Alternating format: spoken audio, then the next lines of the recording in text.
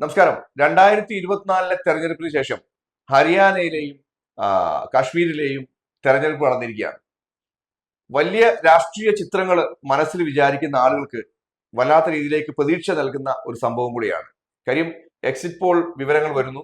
കോൺഗ്രസ് വലിയ രീതിയിലേക്ക് കോൺഗ്രസ് സഖ്യം വലിയ രീതിയിലേക്ക് വരും എന്ന് പറയുന്നു. ഇത് എത്രത്തോളം ബാധിക്കും, അല്ലെങ്കിൽ എത്രത്തോളം ഇന്ത്യൻ രാഷ്ട്രീയം മാറ്റിയെഴുതപ്പെടും, അല്ലെങ്കിൽ ചരിത്രം കുറിക്കും എന്ന് നമുക്ക് ചിന്തിക്കേണ്ടതുണ്ട്. ഒന്നാമത്തെ പ്രശ്നം, കാശ്മീരിലൊക്കെ വലിയ അനുകൂലമായിട്ടുള്ള ഒരു രീതി വന്നു എന്നുള്ളതാണ് അതിന്, അല്ലെ? അതെ. എത്രത്തോളം വിനോദിന്റെ കാൽക്കുലേഷനിൽ എത്രത്തോളം ഈ ഒരു രാഷ്ട്രീയം കോൺഗ്രസിന്, ഞാൻ പറയുന്നത് കോൺഗ്രസ് ആണല്ലോ പ്രതിപക്ഷ, അല്ലെങ്കിൽ ഇന്ത്യ സഖ്യം എത്രത്തോളം മുന്നോട്ട് പോകും? ഇപ്പോൾ 2014 ശേഷം ഇന്ത്യയിൽ രൂപപ്പെട്ടു വന്ന ഒരു പ്രധാനപ്പെട്ട മാറ്റം എന്ന് പറയുന്നത്, ഒന്ന്, വർഗീയ അജണ്ട മുന്നിൽ വെച്ച് പ്രവർത്തിക്കുന്ന ഒരു രാഷ്ട്രീയ പ്രസ്ഥാനം അധികാരത്തിലേക്ക് വന്നു. മറ്റൊന്ന്, ഏതാണ്ട് 1/4 നൂറ്റാണ്ടിലധികം ഇന്ത്യ കടന്നുപോയ മുന്നണി രാഷ്ട്രീയത്തിന് അറുതിയായി ഒരു സിംഗിൾ പാർട്ടി ഒരു റൂൾ ഇന്ത്യയിലേക്ക് മടങ്ങി വന്നു. ഇങ്ങനെ തുടങ്ങിയിട്ട് വളരെ ശ്രദ്ധേയമായ മാറ്റങ്ങളിലൂടെ കടന്നുപോയ ഒരു ഗവൺമെൻറ്റാണ്, അല്ലെങ്കിൽ ഒരു കാലഘട്ടമാണ് 2014 മുതൽ 2024 വരെയുള്ള കാലഘട്ടം എന്ന് പറയുന്നത്. ഇപ്പോൾ ഹരിയാനയിലും കശ്മീരിലെയും തെരഞ്ഞെടുപ്പിനെ സംബന്ധിച്ചുള്ള അവലോകനങ്ങളും ചർച്ചകളും ഒക്കെ അതിൻ്റെ എക്സിറ്റ് പോളിൻ്റെയൊക്കെ അടിസ്ഥാനത്തിൽ നടക്കുമ്പോൾ തന്നെ ഇതിൻ്റെ തുടക്കം കുറിച്ചത് യഥാർത്ഥത്തിൽ 2024 നടന്ന പാർലമെൻറ്റ് തെരഞ്ഞെടുപ്പാണ്. ആ പാർലമെൻറ്റ് തെരഞ്ഞെടുപ്പിൽ ഈ പറയുന്ന BJP നേതൃത്വം നൽകുന്ന NDA സഖ്യത്തിനെതിരായി ഇന്ത്യ എന്ന് പറയുന്ന ഒരു ബ്ലോക്ക് രൂപീകരിക്കുകയും ഏതാണ്ട് 10-28ഓളം രാഷ്ട്രീയ കക്ഷികൾ ഒരുമിച്ച് ചേർന്ന് അതിനെ ഒരു ക്യാമ്പയിനായി വളർത്തിയെടുക്കുകയും ഇന്ത്യയിൽ മതാധിഷ്ഠിത രാഷ്ട്രമാക്കി മാറ്റുന്നതിന് വേണ്ടിയുള്ള ശ്രമം, ഇന്ത്യൻ ഭരണഘടനയെ തള്ളി മാറ്റുന്ന അല്ലെങ്കിൽ തകർത്തെറിയുന്ന ഒരു സാഹചര്യം, ഇങ്ങനെയുള്ള സംഭവങ്ങളെല്ലാം മുന്നിൽ വെച്ചുകൊണ്ട് ഭരണഘടന മുന്നോട്ട് വെക്കുന്ന മൂല്യങ്ങൾ സംരക്ഷിക്കാൻ ഇവിടെ BJP അധികാരത്തിൽ നിന്ന് പുറത്താകണം എന്ന ഒരു ക്യാമ്പയിനാണ് യഥാർത്ഥത്തിൽ ഇന്ത്യ ബ്ലോക്ക് മുന്നോട്ട് വെച്ചത്. അതിനോട് ഇന്ത്യയിലെ ജനങ്ങൾ വളരെ ശ്രദ്ധേയമായി പ്രതികരിച്ചതിൻ്റെ പ്രതിഫലനമാണ് BJPക്ക് 400 പാർ എന്നൊക്കെ പറഞ്ഞ് അവരുടെ മുന്നണി 400-ലധികം സീറ്റുകൾ നേടും എന്നൊക്കെ പറഞ്ഞ് പോയെടുത്ത് നിന്ന് BJPക്ക് ഭൂരിപക്ഷം കണ്ടെത്താൻ പോലും, ഒറ്റയ്ക്ക് ഭൂരിപക്ഷം കണ്ടെത്താൻ പോലും കഴിയാത്ത രീതിയിലേക്ക് വീണ്ടും ഒരു 10 വർഷത്തിന് ശേഷം മുന്നണി രാഷ്ട്രീയത്തെ ഇന്ത്യയിലേക്ക് മടക്കി കൊണ്ടുവന്ന ഒരു തെരഞ്ഞെടുപ്പ് ഫലം 2024 പാർലമെന്റ് തെരഞ്ഞെടുപ്പിൽ ഉണ്ടായിരുന്നു. സിംഗിൾ പാർട്ടി റൂൾ കഴിഞ്ഞു, വീണ്ടും കോalition പൊളിറ്റിക്സിലേക്ക് ഇന്ത്യ പ്രവേശിച്ചു. അതിൻ്റെതായിട്ടുള്ള പ്രയാസങ്ങളിലൂടെ BJP കടന്നു പോകുന്നതിൻ്റെ സൂചനകൾ നമ്മൾ ഈ കഴിഞ്ഞ ഏതാണ്ട് 100 ദിവസത്തിലധികം പിന്നിടുമ്പോൾ, 100-120 ദിവസം പിന്നിടുന്ന സമയത്ത് BJP ഗവൺമെൻറ് അതിന് വല്ലാത്ത തളർച്ചയുണ്ട്, വല്ലാത്ത ക്ഷീണം അവർക്കുണ്ട്, വെച്ച കാലെല്ലാം പുറകോട്ട് വെക്കാൻ. നമുക്കറിയാം, ഇത് എടുത്തു പറയേണ്ട ഒരു വിഷയം, കഴിഞ്ഞ സർക്കാരിന്റെ കാലത്ത് എപ്പോഴും ഒരു ഭയപ്പാടോടെയാണ് ജനങ്ങൾ ആ സർക്കാരിനെ കണ്ടിരുന്നത് എന്നുള്ളതാണ് പ്രത്യേകിച്ച് എടുത്തു പറയേണ്ട വിഷയം തന്നെയാണ്. അതിനപ്പുറത്തേക്ക് ന്യൂസ് വാല്യൂ കുറഞ്ഞു, BJPയെ സപ്പോർട്ട് ചെയ്യുന്ന ന്യൂസുകളൊക്കെ. അതിനെ സംബന്ധിച്ച് ഭാരത് ജോഡോ യാത്ര വളരെ നിർണായകമായിട്ടുള്ള ഒരു പങ്ക് വഹിച്ചിട്ടുണ്ട്. അതിന്റെ നായകൻ എന്നുള്ളതിന് ഫിയർ ഫാക്ടറിനെ കുറിച്ച് പറയുമ്പോൾ അതിന്റെ നായകനായിട്ടുള്ള രാഹുൽ ഗാന്ധി പറഞ്ഞ വളരെ ശ്രദ്ധേയമായ ഒരു സ്റ്റേറ്റ്മെന്റ് എന്ന് പറയുന്നത്, ഇനി ഇന്ത്യയുടെ പ്രധാനമന്ത്രിയായ നരേന്ദ്രമോദിയെ ആരും ഭയപ്പെടില്ല എന്നാണ്. യെസ്, അത് വലിയ രീതിയിലേക്കാണ്. അപ്പോ ഇന്ത്യയുടെ, അത് ശരിക്കും എടുത്തു പറയേണ്ട വിഷയം തന്നെയാണ്. ഇന്ത്യയുടെ പ്രധാനമന്ത്രിയായിരിക്കുന്ന നരേന്ദ്രമോദിയെ ഇനി ആരും ഭയപ്പെടില്ല എന്നുള്ള പ്രസ്താവന ശരിവെക്കുന്ന രീതിയിലേക്കാണ് ഇപ്പൊ കാര്യങ്ങൾ പോകുന്നത്. കാര്യം കഴിഞ്ഞ സർക്കാരിന്റെ കാലത്ത് എന്തൊക്കെയായിരുന്നു നമ്മളുടെ പ്രശ്നം ഉണ്ടായിരുന്നത്? രണ്ട് ടേംസില് വല്ലാത്ത രീതിയിൽ ജനങ്ങളെ ബുദ്ധിമുട്ടിക്കുന്നത്, നോട്ട് നിരോധനം ഒക്കെ സിംഗിൾ ആയിട്ടുള്ള തീരുമാനമാണ്. പക്ഷെ ഇപ്പൊ അത്തരം ഒരു സംഭവങ്ങളോ ഒന്നുമില്ല. ഇപ്പോ ഏക സിവിൽ കോഡിനെ കുറിച്ച് സംസാരിക്കുന്നു, അതും ഒരു ജനങ്ങളുടെ കണ്ണിൽ നടപ്പിലാക്കാത്ത ഒരു സ്വപ്നമായി മാറിയിട്ടില്ല. ഇത് മതേതര സിവിൽ കോഡ് എന്ന് പറയേണ്ടി വന്നു. തീർച്ചയായും അത് വലിയൊരു ടേണിംഗ് പോയിന്റ് തന്നെയാണ്.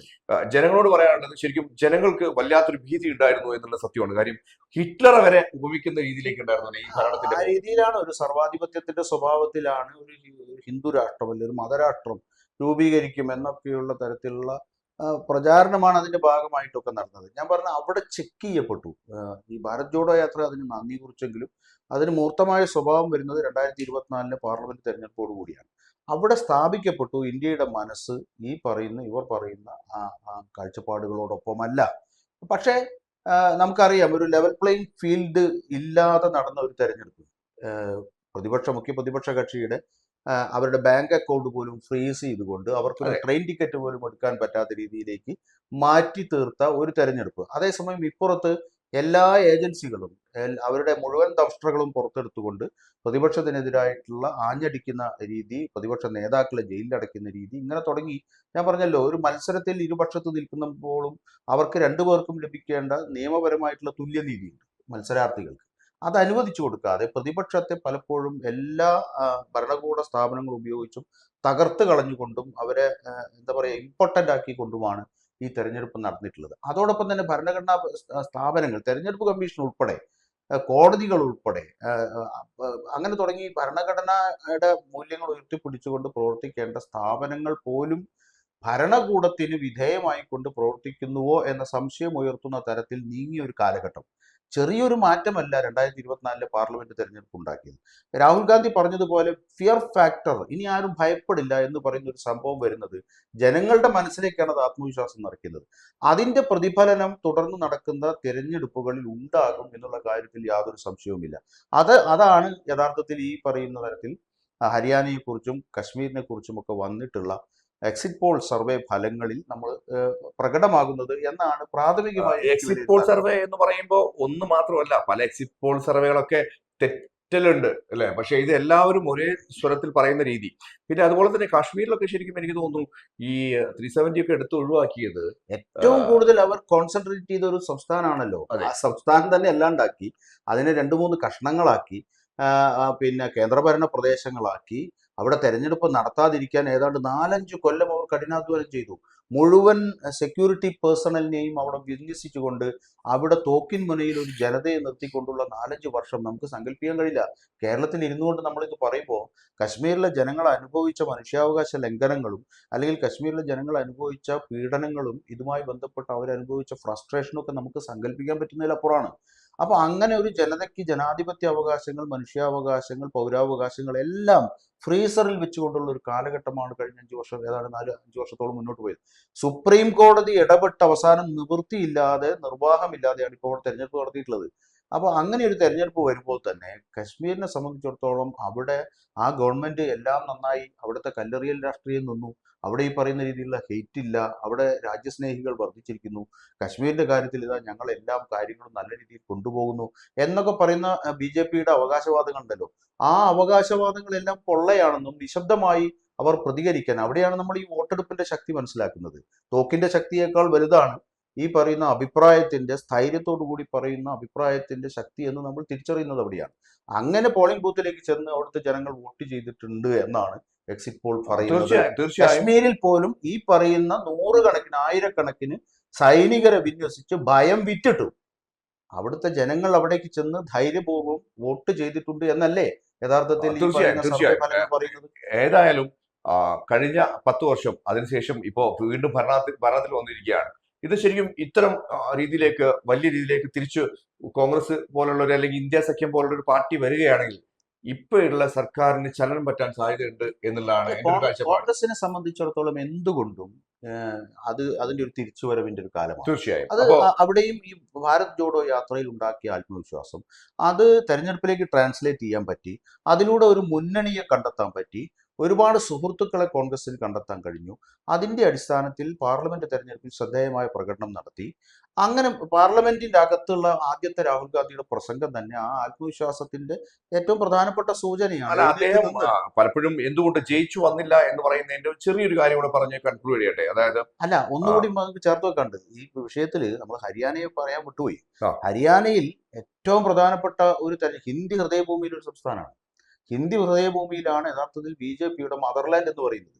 അവിടെയാണ് പിന്നെ തുടർച്ചയായി അധികാരത്തിലിരിക്കുന്ന BJP ഗവൺമെന്റിനെ തൂത്തെറിഞ്ഞുകൊണ്ട് ഏതാണ്ട് 3-2 ഭൂരിപക്ഷത്തോടു കൂടി കോൺഗ്രസ് അധികാരത്തിലേക്ക് തിരിച്ചു വരും എന്നുള്ള രീതിയിലുള്ള ഒരു എക്സിറ്റ് പോൾ ഫലം വന്നിരിക്കുന്നത്.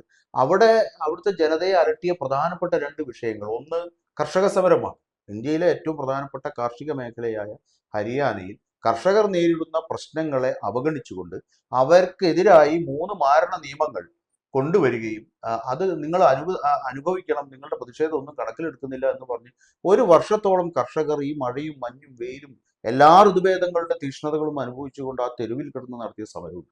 ആ സമരത്തെ പോലും കണ്ടില്ലെന്ന് നടിച്ച ഒരു ഗവൺമെന്റ്. പക്ഷെ അവസാനം നിവൃത്തിയില്ലാതായി ഒരക്ഷരം പോലും പാർലമെന്റിൽ പറയാൻ കഴിയാതെ ആ 3 നിയമങ്ങളും ചുരുട്ടിക്കെട്ടി വീട്ടിലേക്ക് പോകേണ്ട അവസ്ഥയിലേക്ക് BJP എത്തിയിരുന്നു. അതിന്റെ പ്രതികരണം ഈ തെരഞ്ഞെടുപ്പിൽ ഉണ്ടാകുമെന്നുള്ളത് സ്വാഭാവികമാണ്. അതിന്റെ ഒരു സെക്കൻഡ് സ്റ്റേജ് എന്നുള്ള നിലയിൽ വീണ്ടും കർഷകർ ഇപ്പോഴും സമരത്തിലാണ്. ഇപ്പോഴും ഡൽഹിയുടെ അതിർത്തിയിൽ, ഹരിയാനയിലെയും പഞ്ചാബിലെയും ഒക്കെ അതിർത്തികളിൽ കർഷകർ ഇപ്പോഴും പ്രക്ഷോഭത്തിന്റെ പാതയിലാണ്. അവർക്ക് ഈ പറയുന്ന രീതിയിലുള്ള മിനിമം താങ്ങുവില അവർക്ക് ഇപ്പോഴും അനുവദിച്ചു കിട്ടിയിട്ടില്ല. സർക്കാർ ആ സമരം തീർക്കുന്ന സമയത്ത് പറഞ്ഞ വാഗ്ദത്തങ്ങൾ ഒന്നും പാലിക്കപ്പെട്ടിട്ടില്ല എന്നുള്ളത് യാഥാർത്ഥ്യമാണ്. പ്ലസ് അതോടൊപ്പമാണ് നമ്മളെ എല്ലാവരെയും വേദനിപ്പിച്ച ഇന്ത്യക്ക് ഒളിമ്പിക്സിൽ ഒരു മെഡൽ ലഭിച്ചു, അതിന്റെ തൊട്ടടുത്ത് കപ്പിനും ചുണ്ടിനും ഇടയിൽ വെച്ച് നഷ്ടപ്പെട്ടു പോയ വിനയ് ഫോഗട്ടിന്റെ ആ ഒരു അനുഭവം 50 ഗ്രാമിന്റെ പേരിലാണ്, 100 ഗ്രാമിന്റെ പേരിലാണ് പിന്നെ കായിക താരത്തിന് ഒരു മെഡൽ നഷ്ടപ്പെട്ടത്. ആ കായിക താരത്തിന് ആ മെഡൽ നഷ്ടപ്പെട്ടതിന് പിന്നിൽ അവരുടെ ശ്രദ്ധക്കുറവോ അല്ലെങ്കിൽ അവർക്ക് വേണ്ടത്ര കരുതലില്ലാതെ പോയതോ അല്ല എന്ന് ഇന്ത്യ കണക്കാക്കുന്നു. ഇന്ത്യയിലെ കായിക പ്രേമികൾ അതുപോലെ തന്നെ ബഹുജനങ്ങൾ മനസ്സിലാക്കുന്നു. അതിന്റെ പിന്നിൽ പ്രവർത്തിച്ചവർ ഈ ഭരണകൂടവുമായി ബന്ധപ്പെട്ട് അവർ നേരത്തെ സമരത്തിന്റെ ഭാഗമായി, കർഷക സമരത്തിന്റെ ഭാഗമായി കൂടെ ഉള്ള കായിക താരങ്ങൾ നേരിട്ട വളരെ പ്രയാസകരമായ അനുഭവങ്ങൾ, പീഡനം ഉൾപ്പെടെയുള്ള BJPയുടെ ഏറ്റവും പ്രധാനപ്പെട്ട നേതാക്കളുടെ നേതൃത്വത്തിൽ നടക്കുന്ന പിന്നെ അന്യായങ്ങൾക്കെതിരായിട്ട് അവർ പ്രതികരിച്ച് രംഗത്ത് വന്നിരുന്നു. ഇത് രണ്ടും ഹരിയാനയെ ബാധിച്ച പ്രധാനപ്പെട്ട വിഷയങ്ങളാണ്. ഈ 2 വിഷയവും ഈ തെരഞ്ഞെടുപ്പിൽ നിർണായകമായ പങ്ക് വഹിച്ചിട്ടുണ്ടാകും എന്നുള്ള കാര്യത്തിൽ യാതൊരു സംശയവുമില്ല. അതുപോലെ തന്നെ എന്തുകൊണ്ട് കോൺഗ്രസ് ജയിച്ചില്ല എന്ന് പറയുന്നതിന് ചെറിയൊരു ഉത്തരം കൂടെ തരാം. കാര്യം സംസ്ഥാനങ്ങളിലെ 79 അല്ലെ വോട്ടിംഗ് മെഷീൻ വോട്ടിംഗ് മെഷീനിൽ തിരിമറി നടന്നിട്ടുണ്ട് എന്നുള്ള വാർത്ത കൂടെ വന്നതാണ്. അപ്പോ ജനങ്ങൾ ഒക്കെ കൂട്ടി വായിച്ചു നോക്കുമ്പോൾ എന്തായിരിക്കും അവസ്ഥ എന്നുള്ളത് ജനങ്ങൾക്ക് മനസ്സിലാവുമല്ലോ. നന്ദി, നമസ്കാരം.